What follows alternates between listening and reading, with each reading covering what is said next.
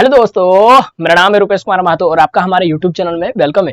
दोस्तों, इस वीडियो में हम लोग लेकर आ चुके हैं क्लास 11th केमिस्ट्री में chapter number 1 some basic concepts of chemistry का ये हमारा एक्सरसाइज क्वेश्चन का हमारा सीरीज चल रहा था, जिसमें हम लोग आज की वीडियो में डिस्कस करेंगे। आज की वीडियो में हम लोग सॉल्यूशन करेंगे आपका एक्सरसाइज का क्वेश्चन, एनसीईआरटी बुक का एक्सरसाइज का क्वेश्चन नंबर 1.30 यानी क्वेश्चन नंबर 30 से लेकर क्वेश्चन नंबर 34 तक बात करेंगे। ठीक है, 34 यानी टोटल 5 क्वेश्चन का आज हम लोग इस वीडियो में सॉल्यूशन करेंगे। तो आप वीडियो में लास्ट तक जरूर बने रहिए, ताकि कोई भी क्वेश्चन का अगर आपको सॉल्यूशन चाहिए ये पांचों क्वेश्चन में से, तो आप उस क्वेश्चन को आसानी से यहाँ पर समझ सकते हैं। तो आप वीडियो में लास्ट तक जरूर बने रहिए।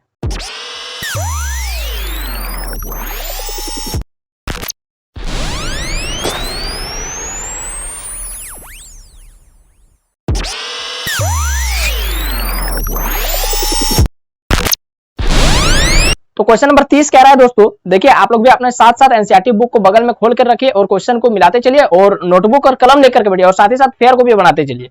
क्वेश्चन नंबर 30 कह रहा है कि what will be the mass of one carbon 12 atom in gram. यानी आपको बोल रहा है कि कार्बन 12 है। देखिए इस तरीके से लिखा है, 1.30 क्वेश्चन नंबर है और ये इस तरीके से लिखा है। देखिए यहाँ मेथड में 12 लिखा है और कार्बन लिखा है, तो ये 12 जो लिखा है वो कार्बन का एटॉमिक मास लिखा है। ठीक है, 12 ग्राम।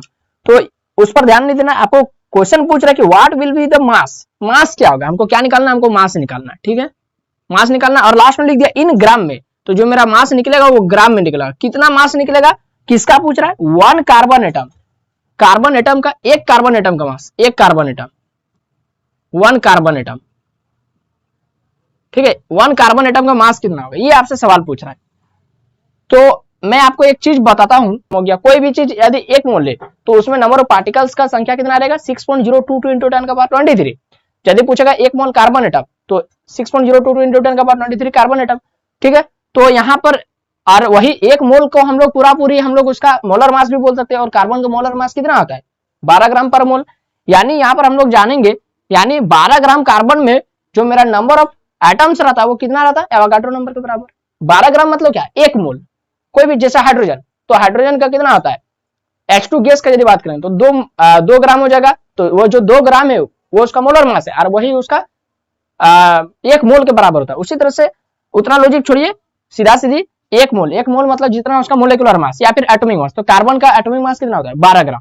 तो सीधा सीधी आपको यहाँ पर इस तरीके से लिखना है, सिंस चूंकि 12 ग्राम ऑफ कार्बन 12 जो क्वेश्चन में पूछा वही वाला लिख दीजिए। कार्बन 12 जो 12 ग्राम जो कार्बन 12 कंटेन 6.022 into 10 का पावर 23 कार्बन एटम। ठीक है, 12 ग्राम कार्बन में इतना एटम होता है। इसी को थोड़ा हम इस तरह इधर ये जो सीधा लिखा है उसको थोड़ा उल्टा लिख देते हैं। तो यानी 6.022 into 10 का पावर 23 कार्बन एटम है ना, बराबर कितना हो जाएगा, 12 ग्राम। 12 ग्राम, उसी को खाली उल्टा लिख दिए। तो क्या यहाँ पर आपको इतना एटम पूछा है, 6.022 into 10 का पावर 23 एटम पूछा है, नहीं, आपको पूछा एक एटम, मात्र एक एटम। इसलिए एक एटम, या फिर यहां पर सिंपल सा लिख दीजिए 1 एटम। 1 एटम ऑफ कार्बन 12 बराबर 12/6.022 into 10 का पावर 23 ग्राम। ग्राम में पूछा है। देखिए क्वेश्चन लिखा है कि एटम इन ग्राम, ग्राम में आपको मास निकालना है।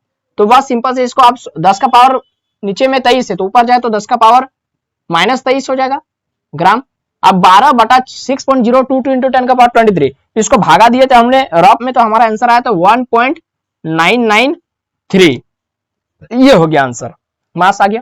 तो ये हो गया पहला क्वेश्चन का सोल्यूशन। तो आप इसको यहाँ से देखिए, आप अपना फेयर कॉपी में यहाँ से लेकर यहाँ तक उतारिए, वो सब नहीं उतारिए, वो क्वेश्चन था। ठीक है, तो इसको साफ सुथरा एकदम कॉपी में उतार लीजिए और आपका एग्जाम में ये ऑब्जेक्टिव में पूछा जाएगा, सब्जेक्टिव में नहीं। ऑब्जेक्टिव में पूछेगा तो आप इस तरह से खाली रफ में सॉल्व कर लीजिएगा, इतना आंसर आएगा। कहीं भी ऑप्शन में देखेंगे तो टिक कर दीजिए। ठीक है, समझ गए। अगला क्वेश्चन बनाते हैं, चलिए इसको आप उतार लीजिए। तो देखिए दोस्तों, ये जो आपका क्वेश्चन नंबर 31 है, इसमें पूछ रहा है कि आपको 3 गो सवाल दे दिया। ठीक है, 3 गो सवाल, इस 31 नंबर में 3 गो सवाल है। इसमें बोल रहा है कि नंबर ऑफ सिग्निफिकेंट फिगर कितना होगा इसका आंसर में।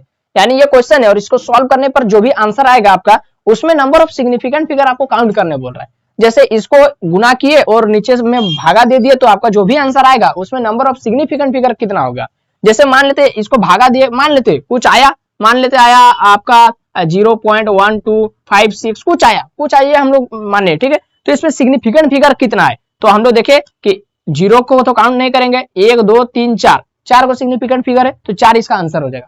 तो उसी तरह से इसको गुना करके और बटे भागा करके आपका जो आंसर आएगा उसमें सिग्निफिकेंट फिगर कितना होगा। तो देखिए इसका मैं एक शॉर्ट ट्रिक आपको बताता हूँ, ठीक है, क्योंकि आप इतना बड़ा जो इस टॉपिक को नहीं पढ़ा है तो वो क्या करेगा, सीधा सीधे मतलब जो सालों भर नहीं पढ़ा वो सीधे एग्जाम में लिखने जाते हैं, तब क्या करते हैं देखिए, बस सिंपल से वो जानता है कि गुना करना है, तो बस इसको गुना कर देता है, भले बहुत टाइम लग जा रहा है और लास्ट में जाके इसको भागा दे तो बहुत माथा खराब होगा और पता नहीं लास्ट में उसका सही भी आएगा क्या नहीं आंसर, क्योंकि उसको सिग्निफिकेंट फिगर का भी मतलब नहीं पता रहेगा, है ना। तो देखिए इसका शॉर्ट ट्रिक मैं आपको बताता हूँ। तो ध्यान से नंबर को थोड़ा देख लीजिए और डिजिट कितना डिजिट के बाद डेसिमल यानी पॉइंट है उसको भी ध्यान से देख लीजिए, ठीक है। और आपको सिग्निफिकेंट फिगर तो आता ही है कैसे काउंट करना है। अब यहाँ पर ध्यान से देखिए कि अब हम लोग 1 2 3 4 को यहाँ पर है, 4 को नंबर दिख रहा है, चारों नंबर में देखिए सिग्निफिकेंट फिगर कितना कितना है। तो इसमें पहला वाला में देख रहे तो 1 2 3 4 को सिग्निफिकेंट फिगर है, ठीक है, इसमें लिख देते 4 को है, ठीक है। और इसमें देखते 1 2 3 4 5 को, इसमें 5 को सिग्निफिकेंट है, ठीक है, सिग्निफिकेंट फिगर 5 को। इसमें देखते 1 2 3 को, ठीक है, इसमें 3 को। इसमें देखते 1 2 3 4 को, इसमें 4 को सिग्निफिकेंट फिगर, ठीक है।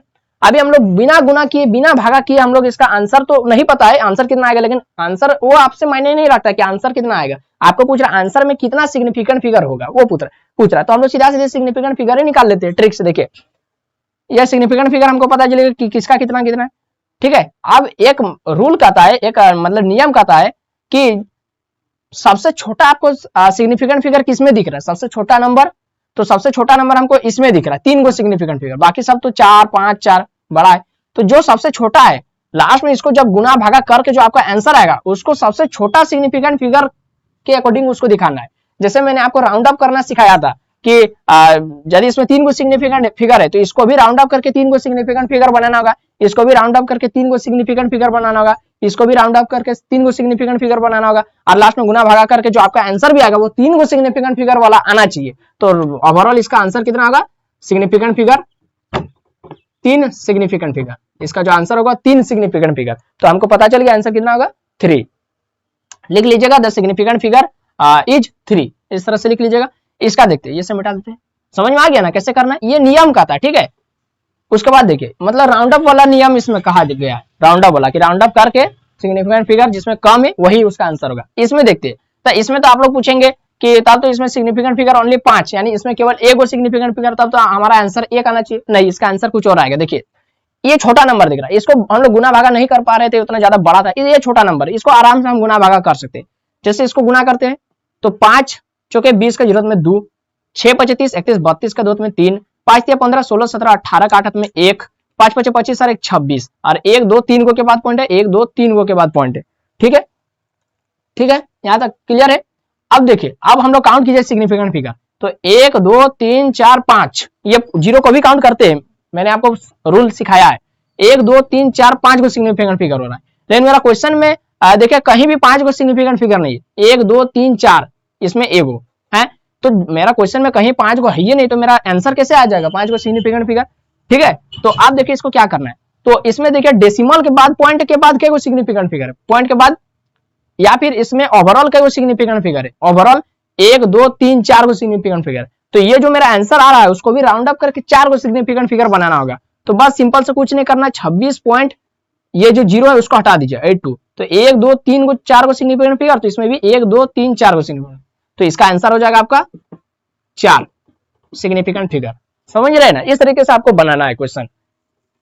एग्जाम में हो सके कि ये वाला नंबर नहीं रहेगा, कोई दूसरा नंबर ले लेगा, लेकिन आपको रूल तो पता है ना, हाँ ठीक है। छोटा नंबर रहेगा तो उसको आप जैसे ये वाला देखिए, ये गुना की जगह जोड़ वाला साइन है, तो हम लोग आसानी से इसको जोड़ सकते हैं। तो जोड़िए, तो पहले सिग्निफिकेंट फिगर काउंट कर लेते कि इसमें कितना कितना है।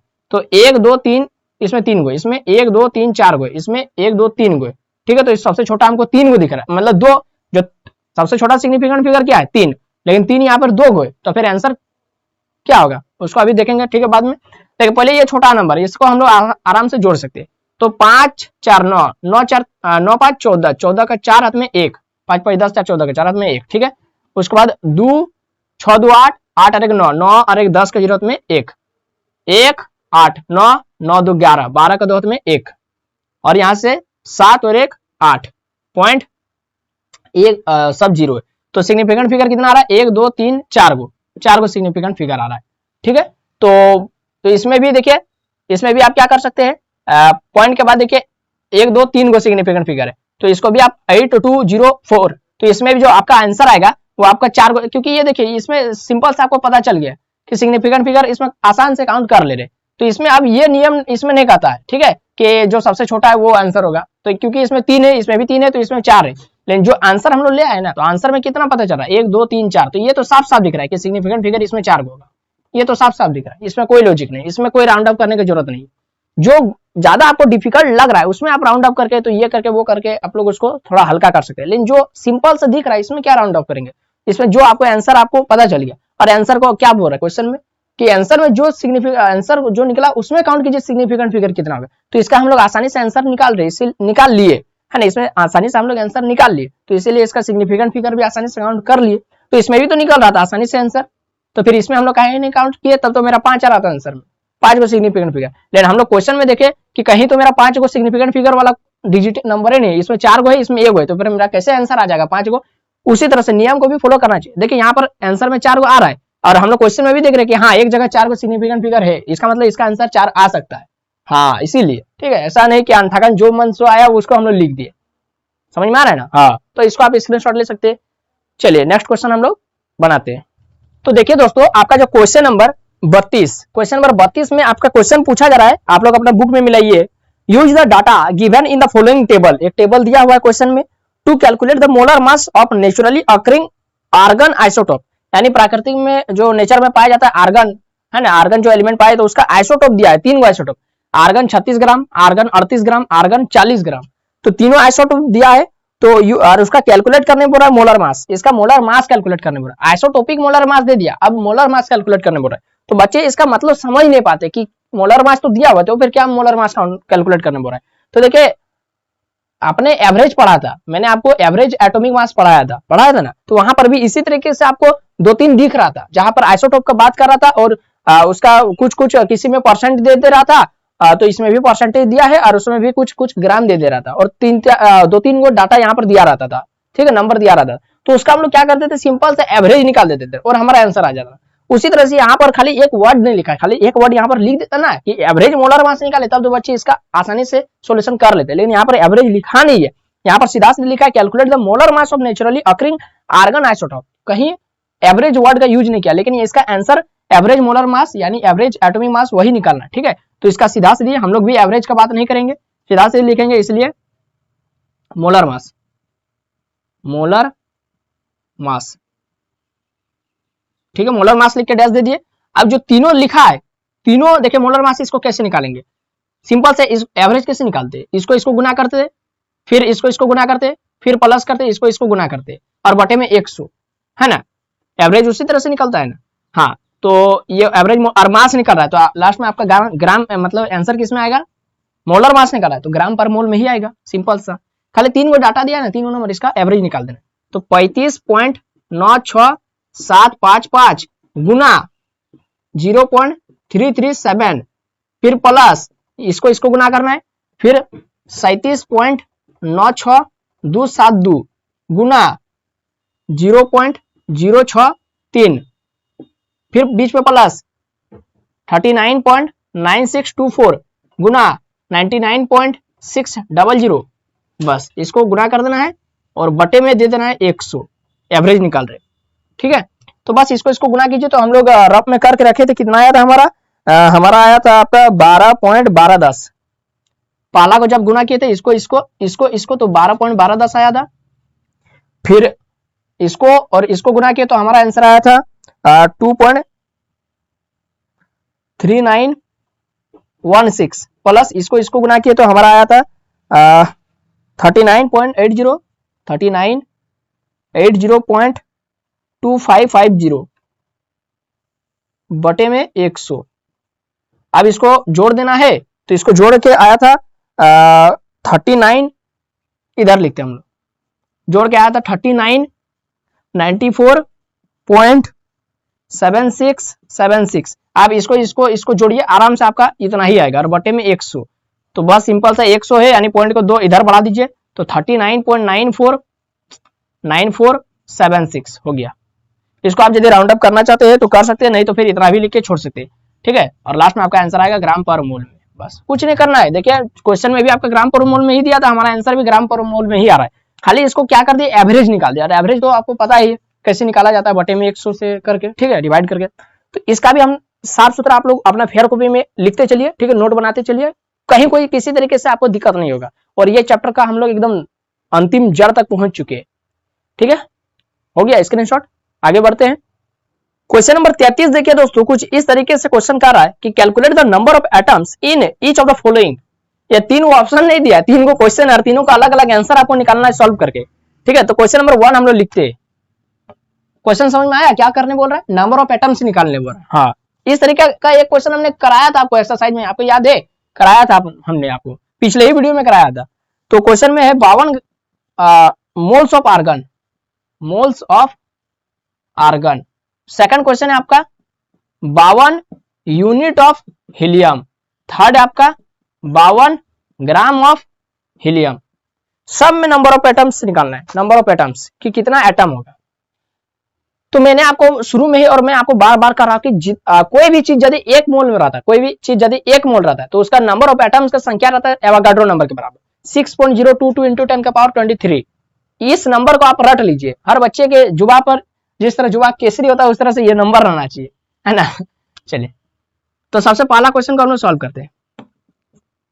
पहला तो यहाँ पर 52 मोल दे दिया है, तो 52 मोल में नंबर ऑफ एटम्स कितना होगा, तो 52 मोल तो बहुत बड़ा नंबर है, तो हम लोग 52 मोल तो नहीं जानते, लेकिन हमको 1 मोल का नंबर ऑफ एटम्स का वैल्यू पता है कि 1 मोल ऑफ आर्गन कंटेन 6.022 गुना 10 का पावर 23 एटम। ये हमको पता है कि 1 मोल में इतना एटम होता है।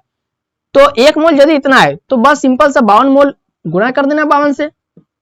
52 मोल ऑफ आर्गन कंटेन 6.022 गुना 10 का पावर 23 गुना 52 कर देना है, बस और कुछ नहीं करना है। तो इसको हम लोग रफ में गुना करके हमने लिखा था, तो 313.144 हाँ, और बस 10 का पावर 23 है तो उसको रहने दीजिए। इतना नंबर ऑफ एटम्स के लिए एटम्स, बस ये एक आंसर आ गया। हाँ, आपको यदि इसको पॉइंट इधर बढ़ा करके लिखना है तो ये कई डिजिट के बाद आगे आएगा, 1 2, तो 3.13144 लिख सकते हैं, और गुना 2 को बढ़ाए और दाहिनी तरफ से बढ़ाए यानी प्लस होगा, +2 यानी 23 2 25। आप इसको भी लिख के आंसर छोड़ सकते हैं, या आप लोग वहां पर एग्जाम में देखिएगा यदि ये आंसर दिया है तो इसको टिक कीजिए।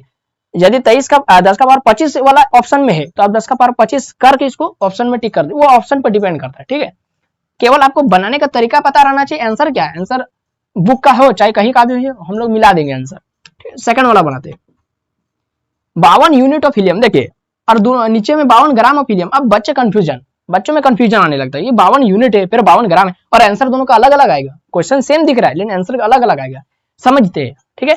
तो मैंने आपको शुरू में ही जब मैं आपको क्या पढ़ा रहा था, जब मैं आपको एटॉमिक मास पढ़ा रहा था, एटॉमिक मास को हम लोग डिनोट किससे करते थे, यू से, यूनिफाइड मास है। एटॉमिक मास को हम लोग, जैसे हम लोग किसी भी चीज का एटॉमिक मास निकालते हैं, जैसे कार्बन का एटॉमिक मास तो 12 होता है, लेकिन हम लोग उसको एटॉमिक मास लिखते हैं इसलिए यू लिखते हैं, यूनिफाइड मास। और हम लोग एटॉमिक मास को एएमयू शुरू में लिखते थे, एएमयू एटॉमिक मास यूनिट, याद है आपको, शुरू में हम लोग एएमयू लिखते थे, लेकिन साइंटिस्ट ने कहा कि ये बहुत पुराना है, इसको थोड़ा नया न्यू वर्जन में लिखते हैं, तो इसको न्यू वर्जन में ओनली यू को रख दिया, ए एम को हटा दिया।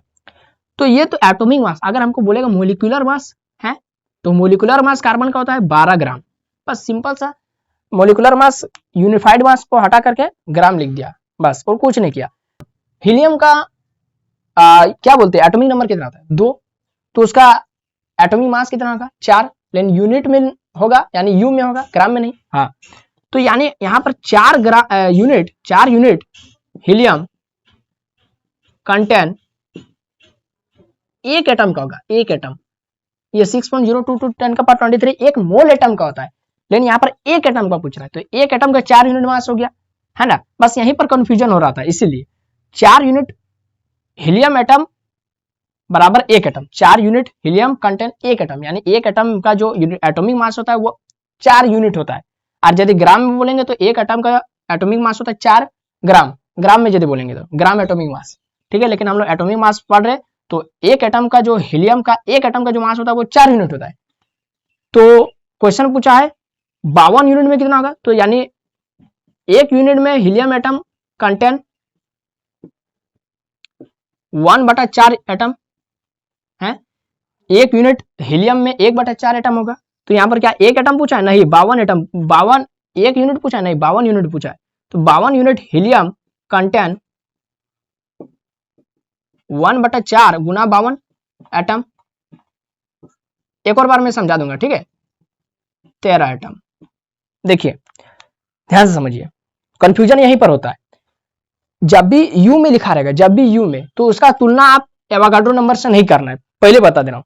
जब भी यू में लिखा रहेगा, कोई भी चीज यू में, जैसे 52 यूनिट, 63 यूनिट, जैसे कॉपर का 63 होता है ना एटॉमिक मास, तो एटॉमिक मास को हम लोग यू से डिनोट करते हैं। जहां भी आपको यू दिखाई दे, यू यूनिफाइड मास, तो उसको कभी भी एवोगाड्रो नंबर से तुलना नहीं करना है, कभी भी उसको एवोगाड्रो नंबर से तुलना नहीं करना। इसको एकदम दिमाग में किसी भी कोना पर छाप लीजिए, जब भी यू रहे तो उसका कभी भी एवोगाड्रो नंबर से तुलना नहीं करना है। नहीं किए, ठीक है। तो फिर तुलना किससे करेंगे, क्योंकि एवोगाड्रो नंबर बराबर एवोगाड्रो नंबर का ही मतलब होता है इतना एटम। तो फिर एटम जो हमको निकालने बोलेगा, तो फिर हम तुलना किससे करेंगे। तो इतना के जगह में सीधा सीधी लिखना है एक एटम, सीधा सीधी लिखना इतना के जगह में। कहीं भी आपको यू दिखे, कहीं भी आपको यू दिखे, जैसे यहाँ पर दिख रहा था यू, तो मेरा दिमाग में आ रहा था कि नंबर ऑफ एटम निकालने वाला है। और हम लोग जानते हैं कि 1 मोल का मतलब होता है इतना एटम है। तो 52 यूनिट बराबर इतना, सॉरी क्या बोल रहे हैं कि 1 यूनिट बराबर इतना एटम, तो 52 यूनिट बराबर इतना गुना 52 एटम हो जाएगा, कुछ इस तरीके से। नहीं, जब भी यू दिखे तो सबसे पहला काम करना है कि एवोगाड्रो नंबर को दिमाग से हटा देना। जब भी यू दिखे, फिर ग्राम दिखेगा तो फिर ये लेना है, ठीक है। यू दिखे तो इसको हटा देना पहले, तो फिर रखना किसको है, एक एटम, इसके जगह पर एक एटम ले लेगा, इसका जगह पर कन्वर्ट होकर एक एटम। तो 52 यूनिट ऑफ हीलियम ये हमको निकालने बोला। लेकिन हम लोग जानते हैं तो हीलियम का जो एटॉमिक मास होता है वो 4 यूनिट होता है, और ग्राम में 4 ग्राम होता है। तो 4 यूनिट हीलियम का जो मास होता है वो मतलब 4 यूनिट हीलियम का जो मास 4 यूनिट है, उसमें नंबर ऑफ एटम्स होता है एक एटम, यानी एक एटम का मास होता है 4 यूनिट। इधर से देखिए, इधर से एक एटम का मास होता है, एक एटम हीलियम का मास होता है 4 यूनिट। तो यहां से 13 सीधा सीधी आंसर से मिलाते हैं, तो 13 एटम का मास होगा 52 यूनिट। जो मेरा क्वेश्चन पूछ रहा है कि 52 यूनिट कितना एटम का मास होगा, कितना atom, how many number of atoms. आपको क्वेश्चन में भी निकालना हो रहा है कि calculate the number of atoms, है ना। तो आपको मास दे दिया 52 यूनिट, मास दे दिया, आपको निकालने बोला एटम कितना होगा, कितना एटम का मास इतना यूनिट होगा हीलियम एटम का। तो हम लोग देख रहे हैं कि एक एटम का एटॉमिक मास होता है हीलियम का 4 यूनिट, तो एक यूनिट मास में कितना एटम होगा, 1/4 एटम होगा। तो 13 एटम में कितना मास होगा, 52 यूनिट मास होगा। तो इस तरीके से भी आप देख सकते हैं। ये वाला ज्यादा लॉजिक नहीं करना है, ये वाला ज्यादा टेंशन नहीं लेना। आप इसमें देखिए तीसरा वाला अटोम है, तो इसको आप पहले स्क्रीनशॉट ले लीजिए। तीसरा वाला अटोम मैं आपको दिखाता हूं। तो हम लोग जानते हैं कि 4 ग्राम हीलियम का मास कितना होता है, 4 ग्राम। 4 gram of helium contain, 4 gram helium में, अब 4 ग्राम मतलब हो गया, जब भी मैंने आपको क्या बताया 4 ग्राम मतलब मोलर मास, मोलर मास। और मोलर मास का मतलब होता है कि एक मोल में कितना मास है। तो एक मोल में हीलियम का एक मोल में 4 ग्राम मास है, और एक मोल का मतलब होता है 6.022 into 10 का पावर 23 एटम्स। एक मोल का मतलब होता है इतना एटम्स, सही है। तो यहां पर 4 ग्राम है, तो क्या हमको 4 ग्राम पूछ रहा है, नहीं, हमको 52 ग्राम पूछ रहा है। तो इसीलिए 1 ग्राम का हो जाएगा 6.022 into 10 का पावर 23 बटा 4 हो जाएगा इतना एटम्स। तो हमको 52 ग्राम पूछ रहा है, 52 gram of helium contain 6.022 into 10 का पावर 23 बटा 4 गुना 52। तो इसको डिवाइड दे देते हैं, डिवाइड दे देते हैं। तो इसको अगर हम लोग, अच्छा शुरू में ही हम लोग गुना किए थे, इसको और इसको गुना किए थे, तो हमारा आंसर आया था 313 पॉइंट कितना आया था 144 और गुना 10 का पावर 23 से, तो उसको रहने देते। अब इसको 4 से डिवाइड कर देते, तो हमारा आंसर आएगा 78.286 और गुना 10 का पावर 23 से, तो इसको रहने देते। इतना ग्राम है और आपको एटम्स निकालने में रहा है, तो इतना एटम्स इसका आंसर हो जाएगा। देखिए, तो चलिए हम लोग अगला क्वेश्चन की तरफ चलते हैं। अब एक खतरनाक क्वेश्चन आ रहा है दोस्तों, ठीक है। इस क्वेश्चन से थोड़ा सावधान रहिएगा। सवाल 34 नंबर क्वेश्चन बोल रहा है कि एक वेल्डिंग गैस है, एक वेल्डिंग फ्यूल गैस है, ठीक है, कंटेन, जिसमें वो जो गैस, हमको नहीं पता कि वो जो गैस है, हमको नहीं पता कि वो गैस जो है उसका नाम क्या, हमको नहीं पता। लेकिन ये बोल दिया कि ये गैस बना है, ये कार्बन और हाइड्रोजन से मिलकर बना है। ये जो गैस है वो कार्बन और हाइड्रोजन से मिलकर बना है। तो हो ना हो ये कोई ऑर्गेनिक गैस होगा। और जहां तक ये बोल रहा है कि वेल्डिंग फ्यूल गैस, तो जितना भी कार्बन का और हाइड्रोजन का जो कंपाउंड रहता है उन्हीं में से कोई एक होगा। या तो हम लोग इथेन मिथेन प्रोपेन पढ़े, CH4 होगा, C2H6 होगा, मतलब इसी तरह से कुछ ना कुछ होगा, C3H8 होगा, है ना, C6H6 भी हो सकता है, ठीक है, कुछ भी हो सकता है, ठीक है। कार्बन और हाइड्रोजन से मिलकर कोई बना हुआ कंपाउंड है। हमको नहीं पता कि कोई कौन सा कंपाउंड है, हमको नहीं पता, लेकिन हमको इतना पता है कि कार्बन और हाइड्रोजन से मिलकर बना, ये क्वेश्चन में दिया है। फिर बोल रहा है कि burning A small sample of it in oxygen gas, ठीक है, ऑक्सीजन के साथ इसको हम लोग इसका कार्बन और हाइड्रोजन का छोटा सा अमाउंट लिया और उसको ऑक्सीजन के प्रेजेंस में जलाए। तो जैसे ऑक्सीजन के प्रेजेंस में जलाए तो 3.38 ग्राम कार्बन डाइऑक्साइड निकला। क्या क्या निकला, एक तरफ निकला, इसको जब जलाए तो ऑक्सीजन के प्रेजेंस में जलाए तो, ठीक है, ऑक्सीजन के प्रेजेंस में जलाए तो एक तरफ निकला CO2, कितना निकला 3.38 ग्राम, 3.38 ग्राम, और एक तरफ निकला कार्बन डाइऑक्साइड हो गया, और एक तरफ निकला वाटर, एक तरफ निकला वाटर, कितना निकला 0.690 ग्राम, इतना निकला, वाटर निकला और कार्बन डाइऑक्साइड निकला। आगे क्वेश्चन पढ़ते क्या बोल रहा है, ठीक है, एंड नो अदर प्रोडक्ट, और इसके अलावा कोई अलग प्रोडक्ट नहीं बना, ठीक है। अभी तक हमको नहीं पता कि वो कंपाउंड का नाम क्या है, खाली ये कंपाउंड को ऑक्सीजन के प्रेजेंस में हम जलाए तो मेरा एक ये बना, एक ये बना, ठीक है, कोई दिक्कत नहीं है। ए वॉल्यूम ऑफ 10 लीटर, जिसको मेजर क्या करना है एट STP पर, ठीक है, of this welding gas is found to weigh, 10 litre का वेट दिया है, 10 लीटर का, ये वाला अभी मैं आपको बाद में समझाऊंगा, ठीक है। 10 लीटर का वेट दिया है, वेट 11.6 ग्राम, मास दे दिया, ठीक है, वेट की जगह हम मास आपको लिखते ताकि ज्यादा समझ में आएगा। मास दे दिया है 11.6 ग्राम, ठीक है, ये वाला बाद में समझाएंगे, ठीक है। हाँ, कैलकुलेट करने वाला 3 चीज ध्यान दीजिए। पहला चीज दे रहा है इंपेरिकल फॉर्मूला, पहला इंपेरिकल फॉर्मूला निकालना है। दूसरा किसका निकालना है इंपेरिकल फॉर्मूला, इसका किसका इंपेरिकल फॉर्मूला उस कंपाउंड का निकालना है। इसका तो पता है, CO2 को तो पता है, CO2 होता है कार्बन डाइऑक्साइड का केमिकल फॉर्मूला, वाटर का फॉर्मूला होता है H2O, पता किसका नहीं है, उस कंपाउंड का नहीं है, तो उस कंपाउंड का इंपेरिकल फॉर्मूला निकालना है। Molar mass of the gas, molar mass, इस जो फ्यूल गैस है, ये जो कंपाउंड है उसका मोलर मास, और थर्ड है मोलिकुलर फॉर्मूला, ये 3 चीज निकालना, ठीक है दोस्तों, ये 3 चीज निकालना। तो इंपेरिकल फॉर्मूला और मोलिकुलर फॉर्मूला कैसे निकलता है ये तो मैंने आपको बताया है, मैंने तो ये आपको सिखाया है। मोलर मास कैसे निकालते हैं ये भी बहुत आसान चीज है, चलिए मैं आपको वीडियो में आगे बताता हूँ। तो क्वेश्चन समझ में आ गया होगा, जहां तक मेरा हो पाया मैंने आपको समझाने का प्रयास किया। नहीं समझ में आया तो आप जैसे जैसे सॉल्यूशन करेंगे आपका 100% समझ में आ जाएगा, ठीक है। चलिए, सबसे पहला हमारा मकसद है इंपेरिकल फॉर्मूला निकालना, ठीक है। तो इंपेरिकल फॉर्मूला निकाला कैसे जाता है, एक टेबल बनाया जाता है जिसमें पहले एलिमेंट लिखते हैं, फिर जितना परसेंटेज में मौजूद है पहले उस टेबल को लिख लेते हैं, ठीक है। पहले हम लोग क्या लिखते हैं, एलिमेंट लिखते हैं, इंपेरिकल फॉर्मूला निकालने के लिए एलिमेंट लिखते हैं, फिर परसेंटेज लिखते हैं, फिर मोलर मास लिखते हैं। ये टेबल बाद में बनाएंगे, ठीक है, अभी रफ में बता रहे। फिर रेशियो लिखते हैं, किसका रेशियो, ये जो परसेंटेज बटा मोलर मास का। फिर सिंपलेस्ट रेशियो लिखते हैं हम लोग, सिंपलेस्ट रेशियो, ये मैंने आपको सिखाया। फिर लिखते हैं simplest whole number ratio, simplest whole number ratio. ये इतना चीज हम लोग का जरूरत पड़ता है, तभी हम लोग लास्ट में जाकर के इंपेरिकल फॉर्मूला लिखते हैं।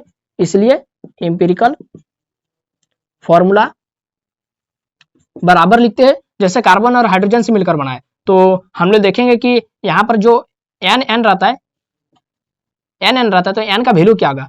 किसी में हमने देखने जैसे किसी में देखने को मिलता है एन का वैल्यू जैसे 2 आ गया तो C2H2 हो जाएगा, है, या फिर यहाँ पर एन के जगह में m रह सकता है, ठीक है, क्योंकि दोनों के लिए अलग अलग होगा, ठीक है। तो C2H3 हो सकता है, कुछ भी हो सकता है। तो चलिए हम लोग आगे, मतलब इस तरीके से इंपेरिकल फॉर्मूला हम लोग निकालेंगे। हमको जरूरत किसका पड़ेगा, एलिमेंट का। तो एलिमेंट मेरा पास कार्बन और हाइड्रोजन ये तो पता है, परसेंटेज नहीं पता है, परसेंटेज तो कहीं क्वेश्चन में जिक्र नहीं किया है। तो परसेंटेज किसका नहीं पता है, कार्बन और हाइड्रोजन का नहीं पता है, ये हमको निकालना पड़ेगा। मोलर मास भी नहीं पता है, ये भी निकालना पड़ेगा। तो यही चीज नहीं पता तो फिर आगे का चीज कहां से पता रहेगा, है? तो समझ रहे, क्वेश्चन में दिया है कुछ और लेकिन हमको निकालना है कुछ और, लेकिन ये सब का जो वैल्यू निकलेगा वो उन्हीं सब से निकलेगा। कैसे निकलेगा मैं आपको बना के दिखाता हूँ। अब मैं आपको ओवरऑल बता चुका हूं कि आपको निकालना कैसे है, अब कैसे निकालना है ये तो पता चल गया, लेकिन अब वो ये जो निकालने के लिए एम्पिरिकल फॉर्मूला निकालने के लिए जिस चीज का जरूरत पड़ेगा वो कैसे निकालेंगे, अब वो मैं आपको बताऊंगा। देखिए, तो सबसे पहले जो गिवन में दिया हुआ है, गिवन में उसको लिखते हैं।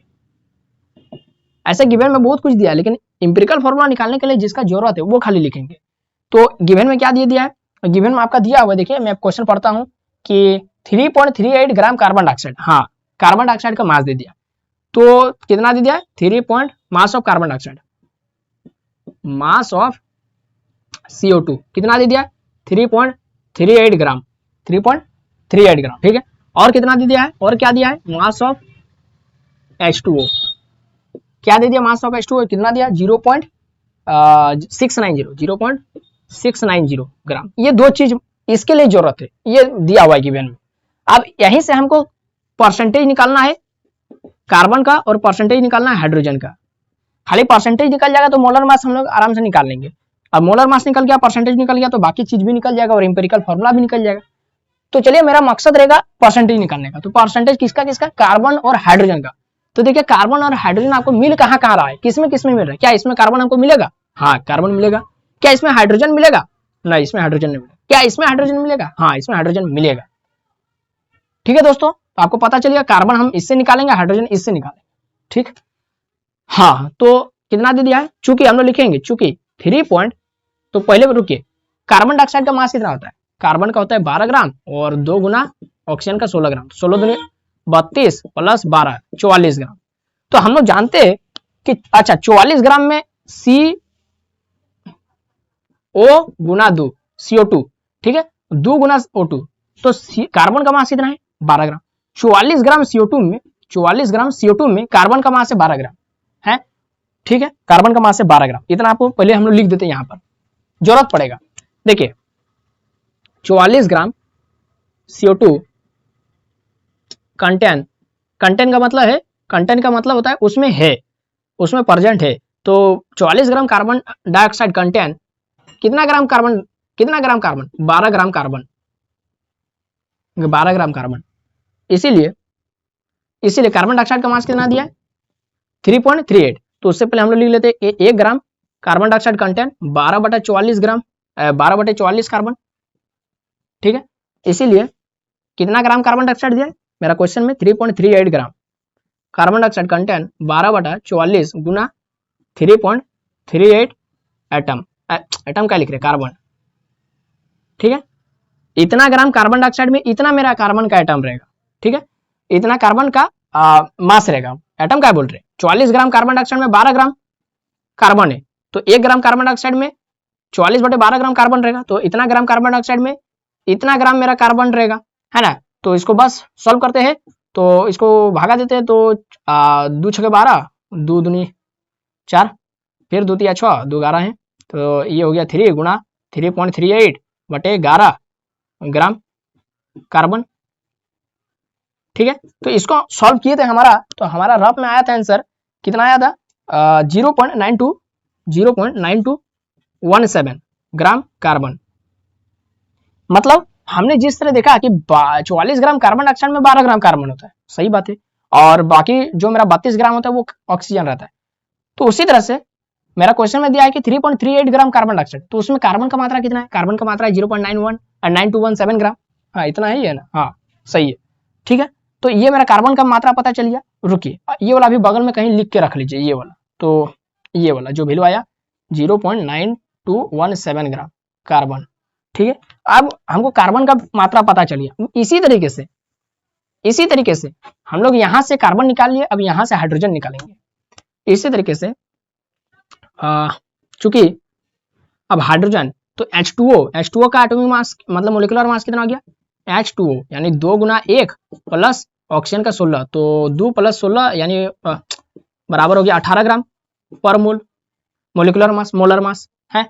तो ये जो 18 ग्राम कार्बन वाटर में, 18 ग्राम वाटर में मेरा हाइड्रोजन का मास कितना है, हाइड्रोजन का मास है 2 ग्राम, 2 ग्राम है ना, सही बात है कि जो मेरा 18 ग्राम जो वाटर है, पानी है, उसमें हाइड्रोजन का मास है 2 ग्राम, बाकी तो मेरा 16 ग्राम तो ऑक्सीजन है। बस यही वाला लैंग्वेज में यहाँ पर पहले लिख लेते हैं, जिस तरह से कार्बन में किए उसी तरह से यहाँ भी क्या लिखेंगे, 18 gram of H2O contain 2 gram of H2, water में 2 ग्राम हाइड्रोजन है, इसीलिए 1 gram of H2O contain 2/18 gram of H2, ठीक है। इसीलिए कितना दिया है मेरा 0.690 ग्राम ऑफ H2O में हो जाएगा मेरा 2/18 गुना 0.690 ग्राम ऑफ H2, ठीक है। मेरा क्वेश्चन में दिया था इतना ग्राम वाटर में कितना कार्बन हाइड्रोजन होगा, तो इतना हम लोग पहले इसको सॉल्व करते, तो सॉल्व करके जो हमारा आया था वो है हमारा 0.0767 ग्राम H2, ठीक है।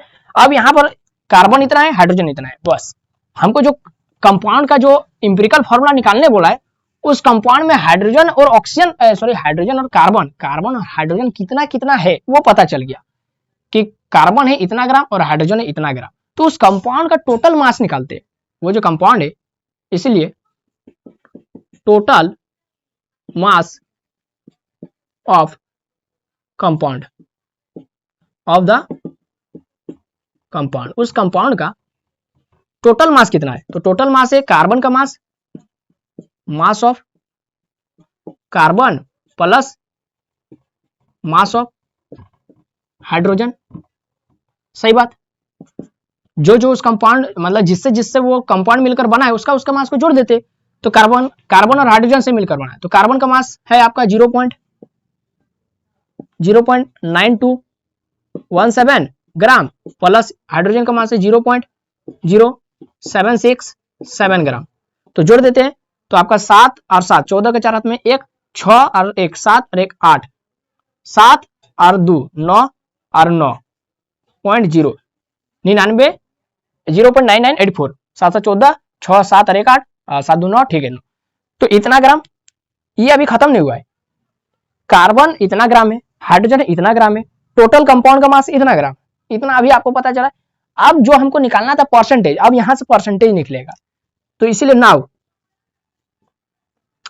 की जगह लिख देते, इसीलिए परसेंटेज ऑफ कार्बन, ठीक है, कार्बन का परसेंटेज निकाल, तो कार्बन का मास कितना है 0.9217 बटे उस कंपाउंड का पूरा मास है ना, तो उस कंपाउंड का पूरा मास 0.9984 ग्राम, तो इसका परसेंटेज मेरा कितना निकला, परसेंटेज इतना ग्राम, और परसेंटेज के लिए गुणा में 100 लिख देते हैं, ठीक है दोस्तों।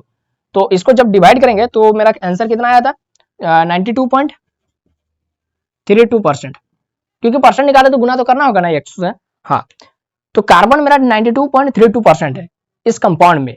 अब उसी तरह से हाइड्रोजन कितना परसेंटेज में मौजूद है वो भी देख लेते हैं, साथ ही साथ आप लोग अपना या तो स्क्रीनशॉट लेते चलिए, बाद में लिख लीजिएगा, या फिर पॉज करके लिखते चलिए, ठीक है। एंड उसी तरह से परसेंटेज ऑफ हाइड्रोजन, तो हाइड्रोजन का परसेंटेज कैसे निकालेंगे, मास ऑफ हाइड्रोजन 0.0767 बटे पूरा कंपाउंड का मास 0.9984 गुणा 100, बस इसको डिवाइड करेंगे तो 92 है, तो 100 में माइनस कर देंगे, कोई भी कंपाउंड टोटल कितना परसेंटेज रहता है 100% रहता है, तो इसको माइनस कर दीजिए 100 से, तो 100 से जैसे इसको माइनस करेंगे तो माइनस 92.32, तो 10 में 2 जाएगा तो 8, इधर ही डायरेक्ट लिखते हैं 8, फिर 9 में 3 जाएगा तो 6, ठीक है, 10 में 2 जाएगा तो 8, 9 में 3 जाएगा तो 6 पॉइंट, 9 में 2 जाएगा तो 7 और 9 में 9 खत्म, इतना परसेंटेज। कार्बन का परसेंटेज पता चल गया, हाइड्रोजन का परसेंटेज पता चल गया, बस इंपिरिकल फॉर्मूला निकाल लिया। तो इसको बगल में कहीं लिख दीजिए, परसेंटेज कितना आया, कार्बन का परसेंटेज आया 92.32 और हाइड्रोजन का परसेंटेज आया 7.68, बस ये 2 चीज का जरूरत पड़ेगा, आपका इंपिरिकल फॉर्मूला निकाल लिया। चलिए इसको मिटाते हैं, अब जो टेबल हमने बनाया था वो टेबल को फिर से बनाते हैं, अब वो टेबल को फिर से बनाते हैं। तो पहले लिखेंगे एलिमेंट साफ सुथरा, फिर लिखेंगे परसेंटेज, फिर लिखेंगे मोलर मास, फिर लिखेंगे रेशियो, रिलेटिव रेशियो भी बोल सकते हैं इसको, या फिर लिखेंगे सिंपलेस्ट रेशियो, सिंपलेस्ट रेशियो, और लास्ट में लिखेंगे simplest whole number ratio, simplest whole number ratio. चलिए हो गया। एलिमेंट कौन कौन है, कार्बन है और हाइड्रोजन, ठीक है। परसेंटेज कार्बन का कितना निकाले, 92.32%। फिर हाइड्रोजन का परसेंटेज 7.68%। परसेंटेज का साइन नहीं भी देंगे तो चलेगा, ठीक है। तो देखिए परसेंटेज खाली निकालने के लिए इतना ज्यादा हमको खेल करना पड़ा, परसेंटेज निकालने के लिए इतना खेल करना पड़ा, इतना बड़ा हमको महाभारत करना पड़ा बैकग्राउंड में, ठीक है, तब परसेंटेज निकाले। खाली परसेंटेज तो यहाँ पर क्वेश्चन में दे देता ना तो फिर मजा आ जाता, तब फिर सीधे हम लोग एम्पिरिकल पर निकाल लेते सीधे, क्योंकि मोलर मास हमको कार्बन का पता है 12 ग्राम, हाइड्रोजन का पता है 1 ग्राम, है पता है ना, हाइड्रोजन का मास होता है 1 ग्राम। तो बस अब यहाँ पर हमको खाली परसेंटेज दे देते तो तुरंत हम बना देते, लेकिन परसेंटेज दिया नहीं था, उसी के चक्कर में इतना ज्यादा हमको मैंने बैकग्राउंड में कुछ करना पड़ा। तो चलिए अब इसको सिंपल सा सॉल्व कर देते, रेशियो यानी 92.32 बटा 12, और इसको डिवाइड करेंगे तो आपका आंसर आएगा 7.69 आएगा। देख लेते कितना आया था, 7.69, हाँ सही है 7.69। रफ में हम लोग करके रखे, ठीक है, क्योंकि यहाँ पर 20 वीडियो में यदि कैलकुलेशन करें तो ज्यादा दिक्कत हो जाएगा। 7.68 को डिवाइड करेंगे 1 से तो इतना ही आएगा 7.68। अब छोटा नंबर कौन वाला दिख रहा है, 7.69 ना 7.68, जो छोटा दिख रहा है उसी से दोनों को डिवाइड कर दीजिए। 7.69 बटा 7.68 छोटा दिख रहा है तो डिवाइड कर दिए, बराबर में आ गया, लगभग 1 आएगा। फिर 7.68 को 7.68 से ही डिवाइड करेंगे तो 1 आएगा। तो सिंपलेस्ट होल नंबर रेशियो भी 1 आ गया, है ना। तो बस अब इसको इंपेरिकल फॉर्मूला निकाल दिया, तो इसलिए इंपेरिकल फॉर्मूला बराबर, देखिए इंपेरिकल फॉर्मूला कैसे लिखते हैं, कौन कौन है, कार्बन है और हाइड्रोजन। कार्बन का सीधा में कितना निकला, रेशियो 1, और हाइड्रोजन का सीधा में कितना निकला, 1। हो गया इसका इंपेरिकल फॉर्मूला CH, हो गया आंसर आ गया CH, बस और कुछ नहीं। पहला क्वेश्चन बना इस तरह से, और 2 क्वेश्चन बचा है, ठीक है, तो इसको पहले आप स्क्रीनशॉट लीजिए, बाकी 2 को सब छोटा है। सेकंड वाला देखिए दोस्तों, क्वेश्चन नंबर सेकंड था, क्या था, पहला तो इंपेरिकल फॉर्मूला हो गया, सेकंड है molar mass of the gas, उस गैस का मोलर मास कैसे निकालेंगे। तो उस गैस यानी उस कंपाउंड का हमको इंपेरिकल फॉर्मूला पता चल गया, यानी कौन सा कंपाउंड है, CH। अब इसका नाम क्या है पता नहीं, छोड़ दीजिए, ठीक है। इसका अब हमको क्या निकालना है, मास निकालना है, मोलर मास, यानी ग्राम पर मोल में इसका आंसर आएगा, इसका मोलर मास निकालना है, ठीक है। आंसर किसमें आएगा, ग्राम पर मोल में आएगा।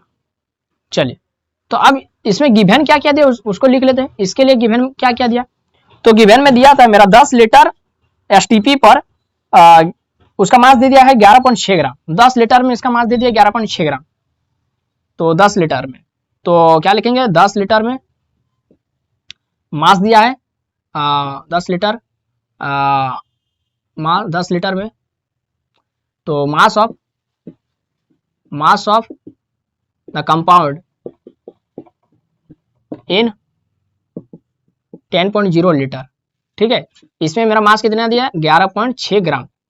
तो इतना लीटर में मेरा मास, ये क्वेश्चन में गिवन में दिया, इतना लीटर में मेरा मास दिया 11.6 ग्राम।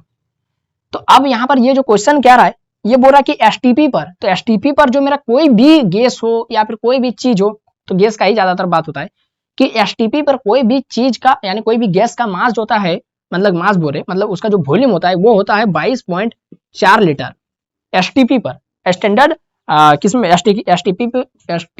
STP का फुल फॉर्म होता है standard temperature and pressure. Standard temperature and pressure पर कोई भी गैस का जो वॉल्यूम होता है वो 22.4 लीटर होता है। जिस तरह से मैंने आपको बताया ना कि कोई भी चीज यदि 1 मोल में रहता है तो उसका जो नंबर ऑफ एटम का संख्या रहता है वो एवोगाड्रो नंबर के बराबर होता है। उसी तरह से कोई भी गैस यदि STP पर है तो उसका जो वॉल्यूम होगा वो 22.4 लीटर होगा। ये सब रटने वाली चीज है, ठीक है, और समझ के भी रखने वाली चीज है।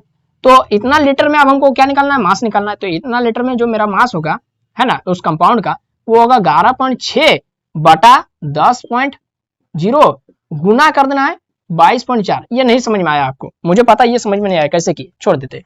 पहले 1 लीटर लिखा है ना, उस मतलब 10 लीटर लिखा है ना, इसको 1 लीटर में निकालते। 1 लीटर में मास कितना होगा, 11.6 बटा 10.0, ठीक है, और इसीलिए 22.4 लीटर में हो जाएगा 11.6 बटा 10.0 गुना 22.4। हाँ अब समझ में आ गया। तो पॉइंट हटा कोई दिक्कत नहीं।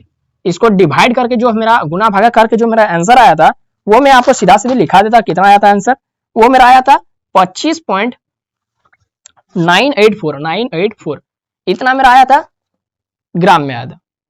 ग्राम में। तो क्वेश्चन क्या निकालने बोला, मोलर मास, तो इसका आंसर होगा ग्राम पर मोल में। मोलर मास निकालने बोला तो ग्राम पर मोल में आंसर होगा ग्राम पर मोल। तो ये तो इसको आप लगभग लगभग लिख सकते हैं इस तरह से, लगभग लगभग इसको हम 26 ग्राम पर मोल लिख सकते थे, 26 ग्राम लिख सकते, बिल्कुल देखिए 25.9 है ना, 984, तो ये लगभग लगभग 1000 के करीब है। तो 1000 यदि यहाँ पर लिख दें तो यहाँ पर एक बढ़ जाएगा, तो 25 और 26 में, तो मेरा उस गैस का वो जो कंपाउंड है उसका मास पता चल गया, कितना, 26 ग्राम मास पता चल गया। तो ये आंसर आ गया, ये आंसर आ गया, 2 नंबर का आंसर बन गया। तीसरा नंबर आपसे पूछ रहा है कि इसका मोलिकुलर फॉर्मूला निकालिए। जिस तरह से हमने इंपेरिकल फॉर्मूला निकाला ना, उस तरह से इसका मोलिकुलर फॉर्मूला निकालिए। तो पहले आप इसको स्क्रीनशॉट ले लीजिए, ठीक है, और इसके फेयर कॉपी में लिख लीजिए। तो अब इसका क्या निकालते हैं दोस्तों, मोलिकुलर फॉर्मूला। क्या निकालते हैं, मोलिकुलर फॉर्मूला। तीसरा नंबर, मोलिकुलर फॉर्मूला कैसे निकालते हैं। तो मैं जब आपको empirical formula and molecular formula वाला लेक्चर पढ़ा रहा था, तभी मैंने आपको बताया था कि मोलिकुलर फॉर्मूला निकालने का फॉर्मूला होता है, मोलिकुलर फॉर्मूला भी निकालने का फॉर्मूला होता है। तो मोलिकुलर फॉर्मूला निकालने का फॉर्मूला ये बनता है, क्या बनता है, मोलिकुलर फॉर्मूला n गुना इंपेरिकल फॉर्मूला, या फिर सीधा सीधी जो भी इंपेरिकल फॉर्मूला है, इंपेरिकल फॉर्मूला है, जो भी आपने इंपेरिकल फॉर्मूला निकाला उसका नीचे में n लिख दीजिए, n। अब वो n का वैल्यू क्या है उसके लिए भी एक फॉर्मूला है।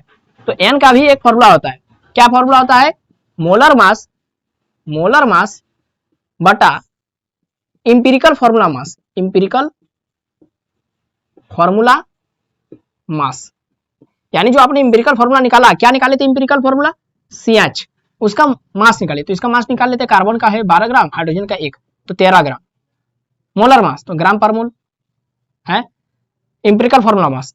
तो इसका इसलिए हम लोग निकालते हैं। तो आपको अपने फेयर कॉपी में यहां से लिखना है, यहां से शुरुआत करना, ठीक है, कि n बराबर होता है मोलर मास। तो ये फॉर्मूला होता है, यहां पर आप एक्स्ट्रा जोड़ दीजिए, मोलर मास किसका, ऑफ द गैस, उस गैस का। कौन सा गैस है, CH है। अभी पता चल जाएगा कि उस गैस का पूरा नाम क्या होगा, empirical formula mass of the gas. तो n बराबर होगा molar mass of the gas, कितना है, मोलर मास अभी निकाल लेते, मोलर मास क्वेश्चन में निकाले थे ना, ये तो इंपेरिकल फॉर्मूला मास है, तो क्वेश्चन में अभी निकाले थे। सेकंड नंबर क्वेश्चन कितना आया था, लगभग 26 आया था, और नीचे में इंपेरिकल फॉर्मूला मास 13। तो काट दीजिए 2 बार में, तो n का वैल्यू मेरा आ गया 2, 13 दूनी 26। n का दोनों का यूनिट था ग्राम पर मोल, इसीलिए पूरी कट गया, तो मेरा नंबर आया 2। तो यही वाला नंबर तो ले जाकर के यहाँ पर पुट कर दीजिए। तो हम लोग लिखते नाउ मोलिकुलर फॉर्मूला। तो मोलिकुलर फॉर्मूला सिंपल सा, जो मेरा इंपेरिकल फॉर्मूला CH, उसका बेस्ट में n लिख देंगे। तो n का वैल्यू कितना निकला, 2, तो हो गया इसका आंसर C2H2। अब बोलिए ये कौन सा गैस है, इसका नाम मैं आपको बताऊंगा। इसका ये ऑर्गेनिक केमिस्ट्री जब मैं आपको पढ़ाऊंगा उस समय में ये सब का नाम मैं आपको मैंने सिखाऊंगा, कैसे ये सब का नाम नोमेनक्लेचर कैसे किया जाता है। तो C2H2, या फिर आप लोग क्लास 10 में भी ये पढ़ा था, क्लास 10 में भी एल्कीन अल्काइन 3 चीज नहीं पढ़ा था, जहां पर हमने पढ़ा था एल्केन का केमिकल फॉर्मूला होता है सामान्य सूत्र CnH2n+2, ये होता है एल्केन का। देखिए मैं आपने हिंदी से पढ़ा था, इसलिए मैं हिंदी से लिखता हूं, ठीक है, एल्केन ये पढ़ा था आपने सामान्य सूत्र। एल्कीन का होता है CnH2n। अल्काइन का आपने पढ़ा था CnH2n-2। अब बताइए तीनों फॉर्मूला में पुट करके देखिए, है ना, कोई भी वैल्यू पुट करके देखिए और आपका आंसर कितना आ रहा है। जैसे Cn, तो n का वैल्यू 2 है, तो 2 पुट करके देखिए, C2H 2 दूनी 4 हो जाएगा, C2H 2 दूनी 4 हो जाएगा, +2 यानी 2 दूनी 6। तो ये तो नहीं आ रहा है, ये तो C2H6 आ जा रहा है, ये तो नहीं है। इसमें पुट करके देखते हैं, कार्बन 2 यानी C2H 2 दूनी 4, तो ये भी नहीं है। इसमें पुट करके देखते हैं C2H 2 दूनी 4 -2 यानी C2H2, हाँ यही वाला। तो इसका नाम क्या है, अल्काइन। तो इस कार्बन का 1 2 कार्बन के लिए मीथ इथ, तो इसका नाम हो जाएगा इथाइन। इसका नाम क्या हो जाएगा, इथाइन। या फिर इसका एक और नाम होता है एसिटिलीन, ठीक है, एसिटिलीन। छोड़ दीजिए नाम, मैं इंग्लिश से लिख नहीं पा रहा हूं, एसिटिलीन। इस गैस का क्या नाम है, एसिटिलीन या फिर इथाइन। तो गैस का नाम भी पता चला, भले ये सब नहीं आपको एग्जाम में लिखना है, ठीक है, मैं आपको एक्स्ट्रा नॉलेज दे रहा था, ठीक है। तो और 2 क्वेश्चन आपका रह गया, कौन सा, 35, 36 और 2 क्वेश्चन को अगला वीडियो में करा दूंगा क्योंकि वीडियो थोड़ा लंबा हो गया है। तो हमारा मकसद था हर एक वीडियो में 5-5 को क्वेश्चन करना, तो हम लोग कर लिए 5-5 को क्वेश्चन। नेक्स्ट वीडियो में और 2 क्वेश्चन कर देंगे, चैप्टर खत्म हो जाएगा। फिर हम लोग कोई और चैप्टर देखेंगे या फिर हम लोग केमिस्ट्री की जगह अब फिजिक्स या फिर मैथ का कोई चैप्टर को फिर शुरुआत करेंगे और उसको भी खत्म करेंगे, फिर केमिस्ट्री में आ जाए, फिर मैथ में, सबको लेकर के आगे बढ़ना। ठीक है दोस्तों, तो आप हमारे चैनल पर नए आए तो चैनल को सब्सक्राइब कर लीजिए ताकि आने वाला जो आपका क्लास 11 का लेक्चर रहेगा वो आप तक जरूर पहुंचे। ठीक है, और ये वीडियो आपको कैसा लगा आप हमको कमेंट बॉक्स में जरूर बताइए। वीडियो अच्छा लगा तो लाइक करना है, अपने दोस्तों में शेयर कर देना है। तो बस अभी के लिए इतना ही, पढ़ते रहे। जय हिंद, वंदे मातरम।